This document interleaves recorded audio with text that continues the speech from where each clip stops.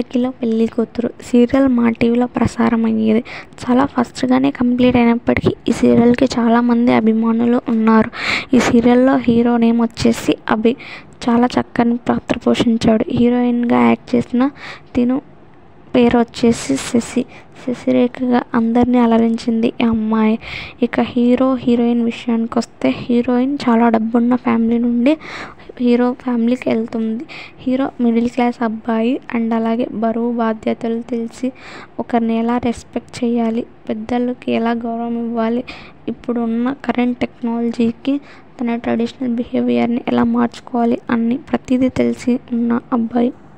Heroine చిన్నప్పటి నుండి full డబ్బున్న ఫ్యామిలీలో పుట్టడం వల్ల తనకి కనీసం కాఫీ పెట్టడం కూడా అలాంటిది తను మిడిల్ క్లాస్ ఫ్యామిలీలోకి మ్యారేజ్ చేసుకొని వెళ్తుంది. అది కూడా ఎందుకంటే హీరోయిన్ వాళ్ళ నాన్న చిన్నప్పటి నుండి నిన్ను గారాబం చేసి నువ్వు నా మాట వినట్లేదు, నిన్ను నా ఫ్రెండ్ అయిన కాకర్ల వంశానికి ఇచ్చి పెళ్లి చేస్తే వాళ్ళు కరెక్ట్గా నీకు బుద్ధి చెప్తారు, నిన్ను ఎలా దారిలో పెట్టాలో అలా దారిలో పెడతారు అని వాళ్ళకి ఇచ్చి పెళ్లి చేస్తాడు.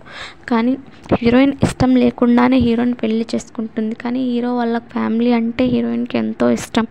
ఎందుకంటే వాళ్ళు చూపించే కేరింగ్, వాళ్ళ జాయింట్ ఫ్యామిలీలో ఉండే రిలేషన్స్, చిన్నప్పటి నుండి ఒక్కతే పుట్టడం, అమ్మ లేకపోవడం వల్ల తనకి ఎంతో నచ్చుతాయి. అండ్ అలాగే శశి అభిని యాజ్ ఏ భర్తగా అంగీకరించకపోయినా తను అభిని ఒక పర్సన్గా మాత్రం అంగీకరించేది.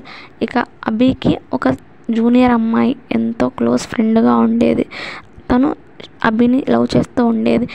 మా సీనియర్ ఎలా ఉన్నాడు, ఏం చేస్తూ ఉంటాడని శశిని అడిగేది. ఎందుకంటే శశి తను ఎప్పటి నుండో మంచి ఫ్రెండ్స్ కాబట్టి. అండ్ అలాగే శశి అభి అంత మంచిగా జీవనం కొనసాగించట్లేదని తను తెలుసుకొని ఎలాగైనా సరే అభిని పెళ్లి చేసుకోవాలనుకుంటుంది. కొన్ని రోజుల తర్వాత శశి అభి వాళ్ళిద్దరు మాట్లాడుకొని వాళ్ళిద్దరి మధ్య గొడవలు తొలగిపోయి ఒకరినొకరు అర్థం చేసుకొని మంచి లైఫ్ని లీడ్ చేస్తున్నప్పుడు అభి జూనియర్ మీరంటే నాకు ఇష్టమని అభికి ప్రపోజ్ చేస్తుంది. అప్పుడు అభి నాకు ఆల్రెడీ పెళ్ళయింది, నువ్వు నన్ను ఎలా మ్యారేజ్ చేసుకోవాలనుకుంటావు, అయినా నేను ఎప్పుడైనా నీతో అలా బిహేవ్ చేస్తానా అని చెప్పి తనతో మాట్లాడతాడు.